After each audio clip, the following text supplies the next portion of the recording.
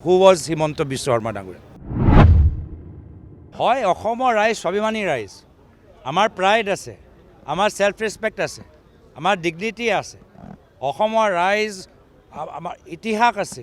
স্বাধীনতা সংগ্ৰামৰ পৰা বা তাৰ পূৰ্বত আমাৰ বিভিন্ন জনগোষ্ঠী, চুতীয়া জনগোষ্ঠী, বড়ো জনগোষ্ঠী, কাৰ্বি জনগোষ্ঠী, ৰাভা জনগোষ্ঠী, ডিমাচা জনগোষ্ঠী এটা ইতিহাস আছে।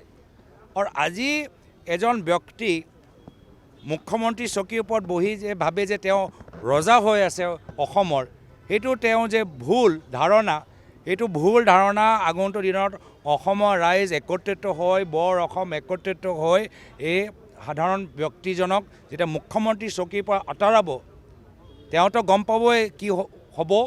পিছত ৰাইজেও তেওঁক পাহৰি যাব। পিছত আজিৰ পৰা 10 বছৰ পিছত সুধিব হু ৱাজ হিমন্ত বিশ্ব শৰ্মা ডাঙৰীয়া। আজি উজনি অসমত মানুহ সুধি আছে হু ইজ অশোক সিংঘল ডাঙৰীয়া।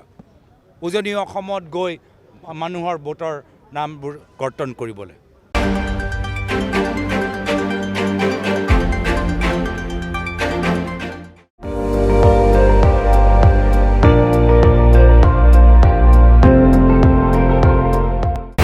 আপুনি চাই আছে ND24 সৰ্বশ্ৰেষ্ঠ নহয় সৰ্বোত্তমৰ দৌৰত।